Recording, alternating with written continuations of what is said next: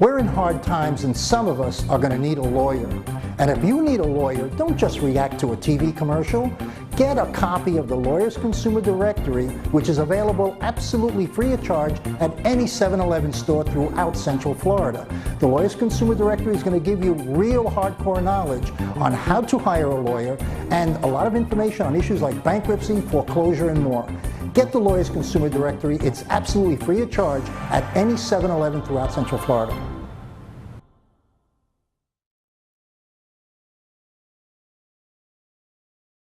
The Christian Star began as a newspaper whose news focus of interest was of Christians, but it's become a lot more than that, covering issues of concerns to our community, covering issues of national, state, local, and political agendas that affect us today.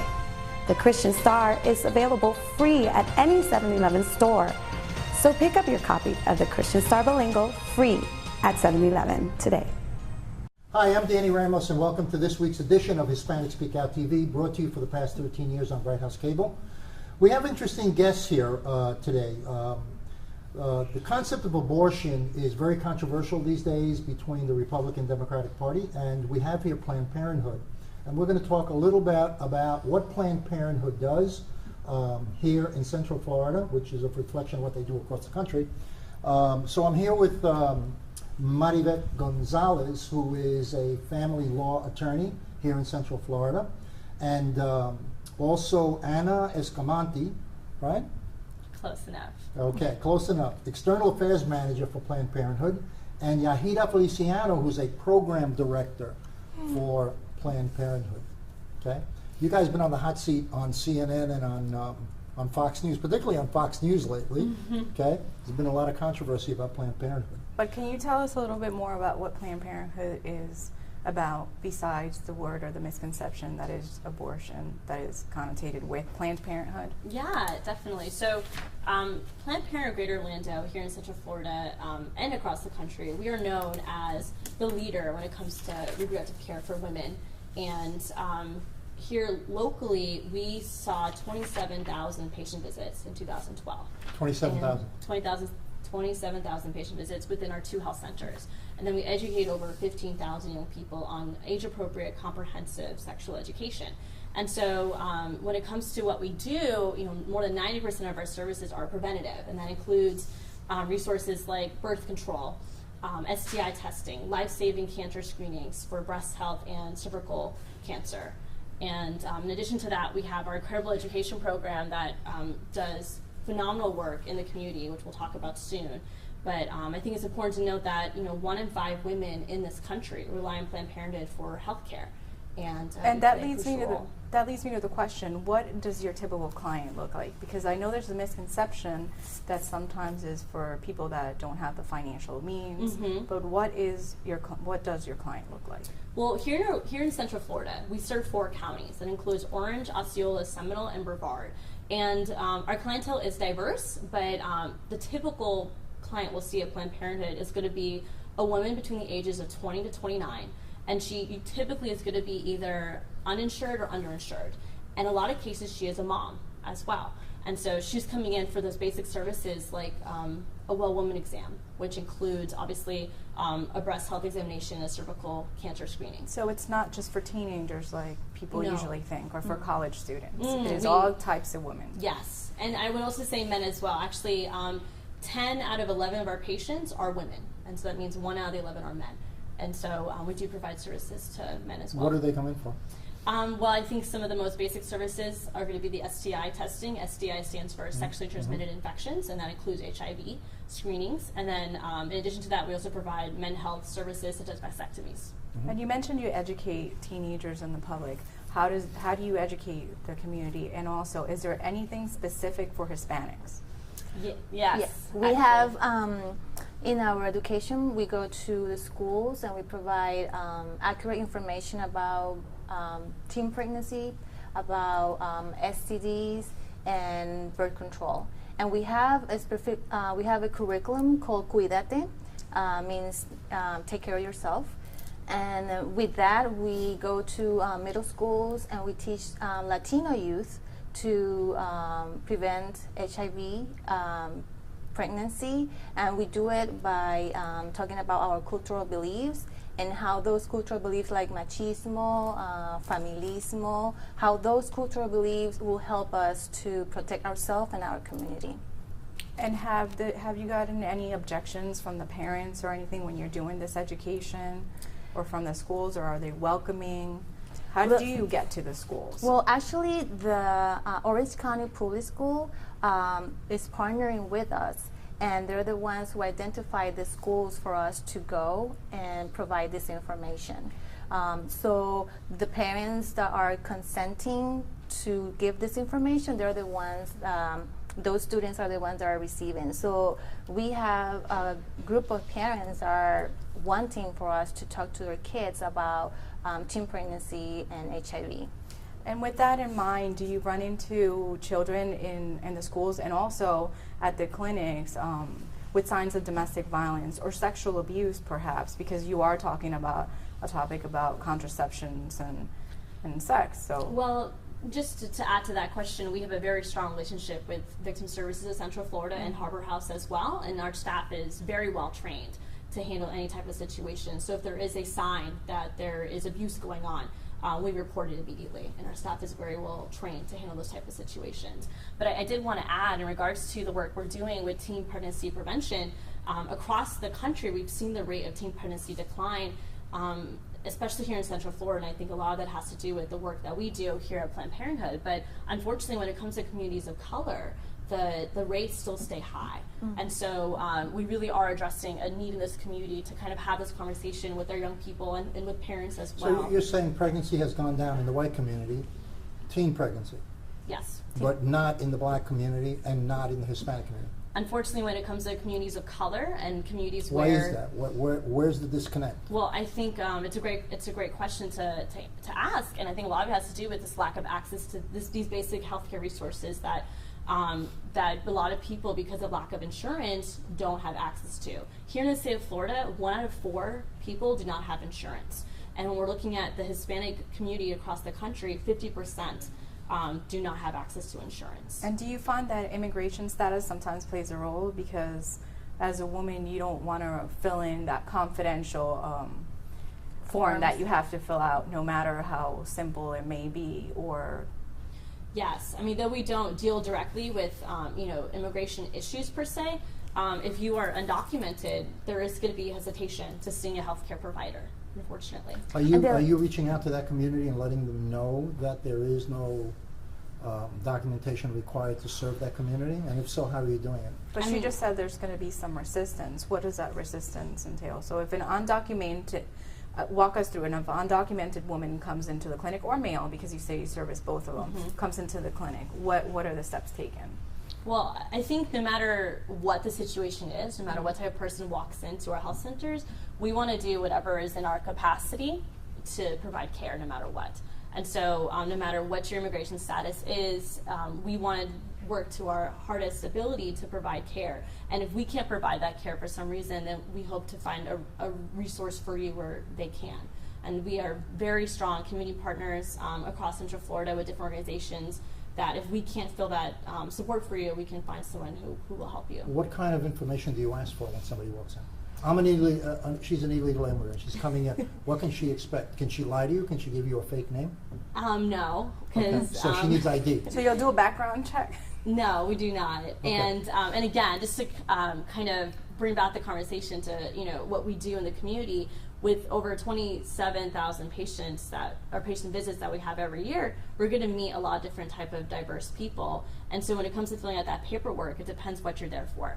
If you're coming in for birth control, you're going to fill out a different type of paper compared to coming in for your basic well-woman exam. So it can get very wonky when it comes to type of paperwork to fill out. But do you ask for a driver's license? What's the verification process? Yes, I mean, well, and if you do not have a driver's license because you are visiting the country, then a passport can serve as those means. But identification is incredibly important, especially when it comes to making sure that we can serve you to the best capacity. We need to know how old you are. We need to know your background when it comes to healthcare, so we can make sure that we're providing you the type of care that's perfect for you.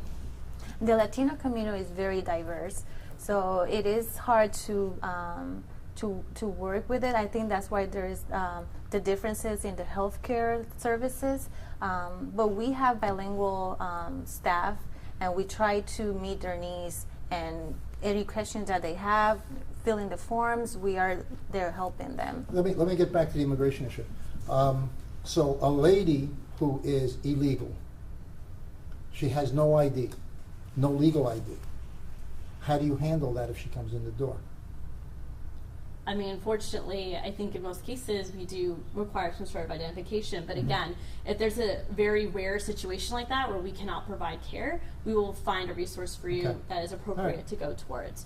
I do want to add that as a national organization, Planned Parenthood does support immigration reform with a pathway to health care, which I think is lacking right now in the legislation, because we want to make sure that when you are on the trailway to becoming an American citizen, whatever that's going to look like for your individual story, we want to make sure that that includes access to health care. And if we're going to be having this conversation, I think it's important to mention that the Affordable Care Act also doesn't have right now any type of safeguard for those who are undocumented.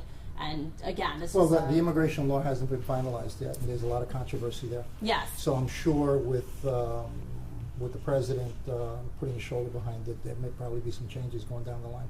We will see. Yeah, it's like everything. Everything's a battle on the hill, you know. So for it to get through, it's going to be hard. Is there a specific disease that you see more than the usual? Well, I think looking at the work that we did in 2012, we administered over 14,000 STI testing. And so, again, it really, really goes back to the importance of having that comprehensive sexual education for young people to be aware of protecting themselves. And unfortunately, here in the state of Florida, in 2010, there were 95,000 reported cases of HIV infection, and 20% of those were among the Hispanic population. Florida, that was in the state of Florida? Yes. And Florida is also the second highest when it comes to HIV infections among women and girls. And so second highest in the country? Yes. Okay. So it's very serious. What do you contribute that to? Again, I mean, you know, who's first? Well, if we're looking at HIV transmissions across the United States, it's most commonly transferred by having unprotected sex. And it is more common looking at statistics among communities of color. And again, I would credit that to the lack of access to healthcare and education, which Planned Parenthood does such a crucial role in fulfilling that gap for our community. And you know, the programs that we're doing in Orange County Public Schools today are crediting to bring down those numbers. When you're doing the middle school educational level, what about before that? Middle school involves what grades? Started with 6th grade, 6, 7, and 8. 6, 7, 8. Mm-hmm. What about the high schools? We also have the community educator. They also go to high school and they give presentations, and they are coordinated by the Orange County Public School. So we work together with the teachers, with the health teachers, health science teachers, to provide HIV, birth control, and STDs. What would you say is one or two of the biggest myths or misconceptions that people have about Planned Parenthood? I would say that, as was mentioned in the introduction, one of the most controversial issues that surrounds Planned Parenthood is that we are a provider of safe and legal abortion. And so I think there is this myth that that's the majority of the work that we do, when in reality, more than 90% of the work that we do is preventative, and that includes, like I said before, STI testing, life-saving cancer screenings, birth control, contraception in general. And so I think that's one of the biggest myths that surround us, and for those who oppose us, try to you know, kind of politicize, when really it shouldn't be about politics. It should be about healthcare. Well, politics is about funding, though. Well, how much of your funding comes from the government? To that point, actually, at Planned Parenthood Greater Orlando, we receive no Title X funding at all. Okay. And so we are privately funded through fundraisers and through those very small patient fees that we charge. And if we're going to be looking at the issue of safe and legal access to abortion, I think it is important to emphasize that no federal dollars go towards abortion across the country. Mm-hmm. And that's a separation of funds? In other words, it can be traced that way? Yes, yes. Okay, that's a big question. I heard that question on network news the other day by the Republicans, who made the accusation that they didn't want to use tax dollars to fund abortions.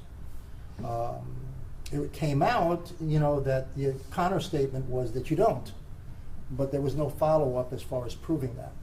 Well, there is the Hyde Amendment that was put into place several decades ago that bans any federal funding to go towards safe there's and never legal been an abortion audit. services. There Not that I has know. actually, There yeah. has? Where's that audit? The Government Office of Accountability, the GOA, is actually currently conducting, I think, an examination of Planned Parenthood across the country, because that was requested by politicians in Congress who oppose our mission. And this is a routine type of Why do you think examination. that is? Why do you think that there are certain politicians that are so adverse to the concept of Planned Parenthood? What percentage of your funding is used for abortions versus all the other services that you do? Well, again, there is no funding for any of these Well, type of out of the money that services. you raise, what percentage is private abortions? companies, Because right? Or you private can funding. say, okay, we're not in the government game, all right? The government has no right here because they're not giving us any money. But then you have other groups of interest that are against what Planned Parenthood is doing, not because it's taxpayer money, because it might be religious based, So what percentage of your organization is actually in the abortion service business? Well, I think no matter where you stand on that discussion on one side, we can all agree that politicians aren't the experts when it comes to a woman's personal medical decision. And so it is very frustrating to kind of see politicians play this role as being a doctor almost. I know that when I go to my doctor office, I don't expect to see Governor Rick Scott in the exam room with me. How about a picture on the wall? Or Yeah. no, I would. I On think the ceiling. even that would be too far. Or even someone like Senator Marco Rubio. I don't think these individuals should be dictating any type of medical decisions and interfering into these personal, private decisions. Well, I think it goes more, it's also about religion as well as people's religious beliefs. Yeah, and I don't want to discredit that. I think when it comes to the question of a woman ending her pregnancy, it really is a personal medical decision that needs to be made between a woman, her family, and her faith. I don't think we should pull faith out of the conversation with the consult for doctor or healthcare provider. But again, politicians aren't the experts. Okay. We're going to take a break. This is Danny Ramos on Hispanic Speak Out. We're going to take a commercial break. We'll be back in a minute to talk more to Planned Parenthood in Central Florida about their mission here locally. Back in a second. Ahora puedes demostrar tu orgullo hispano mientras manejas en la carretera con la nueva tablilla o placa de auto hispana conmemorando los 500 años del descubrimiento de Florida por Juan Ponce de León. Obtén tu tablilla hispana este año y harás la diferencia. Nuestra comunidad se beneficiará con más programas y servicios. Resalta nuestra cultura, nuestras raíces.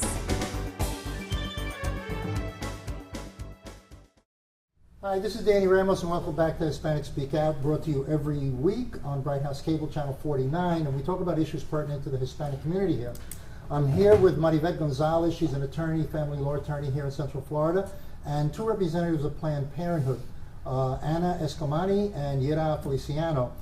We've covered some interesting issues. We had a discussion on abortion, birth control, and education in the middle schools of Orange County, which is orchestrated by Planned Parenthood. Let's talk a little bit about The what do you want to talk Affordable about? Care Act. The Affordable Care Act. What talk is about the Affordable that. Care Act? Well, Is it affordable? Can we get it? Well, the Affordable Care Act, also known as Obamacare, was the landmark healthcare reform bill that was signed into law on March 23, 2010. And so it is right now in its rolling out phase for some really, really big news. It's actually very exciting for those of us who work in the healthcare field. Looking at what the Affordable Care Act has already done, it's one of the biggest parts of it is to not only make healthcare more affordable, but also to make it more accessible. And when we're looking at preventative care measures, the Affordable Care Act has played a strong role in making preventative care more accessible to women across the country. And so what that means is that if you already have private insurance, you can now go have preventative services without a copay, so without an out-of-pocket cost. And so that includes resources like a well woman exam, birth control. If you have a prescription of birth control, you can go to your pharmacist and have access to birth control without a copay. things like domestic violence resources without copay now available, breast pump resources if you are a new mother. Those also going to be available without copay. And so the Affordable Care Act is playing a very strong role in making healthcare more accessible for those of us who already have insurance. And then for those of us who don't have insurance, the next phase is starting right now. And what is that? Great question. And so, and I mean, it's a very important issue to talk about because starting October 1st, the healthcare exchanges are going to open up. And so what that means essentially is that there's going to be an online portal where you can shop for health insurance. It's going to be very similar to something like Expedia.com or Amazon.com, where you can literally go online and pick an insurance plan that is right for you and your family. And so those are going to open up on October 1st. And so you can basically shop for plans. You may be able to qualify for financial assistance when you're shopping for health insurance. And then starting January 1st, your health insurance will start. The plan you enroll in will start. And then enrollment will close in March of that year and then reopen the next year. And so because it is such a confusing field, health insurance is always very, very just in the weeds sometimes. Starting August 15th, the federal government is going to announce who our navigators are. And so much like the term kind of alludes to, the navigators are going to be community organizations who will basically be responsible for helping Americans get enrolled. And I know earlier on this show you had Josephine Mercado with Healthy Hispanic Initiatives interviewed, and she's a fantastic community leader here in Central Florida. Her organization has applied to be a navigator, for example. And so these are grants the federal government will give to certain organizations, so we don't know who those organizations are going to be yet. So you'll have entities to go to if you want to go to. It won't be, it won't just be online, or are you saying it will be online. Only online? It will be online the whole time, but if you need that extra support, like you need that guidance for someone to walk you through the steps, you can find a navigator that will support you in that regard. There's also already a 24-hour hotline supported from healthcare.gov. If you check out that website, you will have a phone number that you can call and have your health insurance questions answered. And we also have a resource, PlannedParenthood.org/health insurance, where you can go to learn more about the Affordable Care Act and ways to get enrolled. How is Planned Parenthood integrating with the navigators? That's actually a very strong question. So some Planned Parenthoods across the country have applied to be navigators, and so we'll see which ones are awarded that opportunity. Here in Central Florida for Planned Parenthood Orlando, we did not apply to be a navigator, but we are very excited to be working with our navigators. And Planned Parenthood plays a very unique role in this dialogue because not only are we healthcare providers, but we're the leading healthcare provider for women. And so we really want to make it a priority of ours to make sure that our patients know about the Affordable Care Act, know where to get enrolled, and have that information at the tip of their fingers. And so we're working with all of our staff. Is there a number of navigators, locations? Because I know you mentioned that there would be a phone line. Yes. But sometimes it's frustrating. It would be interesting to see that when this program is implemented, how long you have to wait online. If there's any wait time, backlog of phone calls. Yes. Because if you're someone like me, I want to get somebody on the phone or in person, not online, with something as important as And she wants it now. Yes. Definitely. And I think those are very correct concerns to have. I mean, it's so new to so many of us, and I know the federal government is going to be doing more staffing when it comes to the phone line across the country to make sure there's resources for everyone who calls in. The navigators are going to be regional, so you'll have a navigator near you that can support you. And I know for Planned Parenthood, we plan to work with our navigators with a very strong relationship. And so we really help to make those connections for our patients. So if you come to us and you are in need of insurance, we can tell you exactly where to go and who to see. Where you said you didn't get any government funding in Central Florida. What are your revenue streams to fund this organization that does all this work here? How do you stay alive? Well, actually, one of my responsibilities as Planned Parenthood Orlando's External Affairs Manager is fundraising. And so we really do rely heavily on community support and strong, generous donors to keep our doors open. And if anyone is ever interested in contributing anything to Planned Parenthood Orlando, you can do so online at ppgo.org/donate. Okay. And every dollar you give to Planned Parenthood gives right back to the community. Really, it's this community is very difficult to raise money in. I mean, you know the Hispanic community. What is kind of very fundraisers do you? What Yeah, kind of fundraisers I mean, it do must you cost do? millions of dollars to keep yourself alive. So how do you do it? Well, we do have Very creative activities. well, I will say that not all of our funding comes from fundraising. We also are a healthcare provider that takes insurance, and so when you bring your insurance to Planned Parenthood, we are able to bill your insurance as any other organization who provides healthcare services would do. We also can use those funds to subsidize the cost for other patients who are paying out of pocket. And so we do, if you look at our 2012 annual report, generate revenue from those very small patient fees, and those also help support us. We do apply for private grants, and so that supports us as well. Is private meaning corporate? Not necessarily corporate, but just foundations and those kind of things. And just like any nonprofit, we're a C3, and so we are tax deductible, and we're a charitable organization, and so we work very hard to generate support from our community. And when you're asking about types of events or fundraisers we actually do have our largest fundraiser of the year coming up on October 18th. It's called An Evening in Paris, and it's going to be at the Mez in downtown Orlando, and everyone's invited to attend. And for that event, we really work to secure sponsorship gifts from private organizations or What is individuals. the concept of the event? Well, we're going to be transporting our guests to the City of Love with the organization that they love, Planned Parenthood. Okay. All right. And so everyone is definitely invited to attend, and you can find that event at our website, ppgo.org/annual Okay, where are your events. locations in Central Florida? So we What have are two you- health okay. centers. One is located by the University of Central Florida on University Boulevard, right next to the Panera Bread, and which is a great location because obviously UCF is the largest university in Florida, second largest in the country, and there is a need there for our services. And then our Westside Health Center is located on more near downtown Orlando, next to Citrus Bowl. And what was the profile of your customers again, your clients? The most, the most percentage frequent, The most that you yeah, see. The patient that or the client that we see most typically at Planned Parenthood Orlando here in Central Florida is going to be a 20 to 29-year-old woman. Either she is uninsured or underinsured, and in many cases she is a mother as well. Okay. Website? You can find us at ppgo.org, Okay. and we're also on Facebook, Planned Parenthood of Greater Orlando. Be Okay. sure to like us there. And phone numbers? Well, you can reach us at our health center to either ask a question or make an appointment at 407-246-1788. But we did also want to mention our sexual health text hotline. If anyone has any sexual health questions, you can text this number, and one of our incredible educators, like Yari right here, will be able to provide you with comprehensive Community educator. Exactly. The students use it a lot when they when we finish with presentations. They text their questions and then they receive their response afterwards. Okay.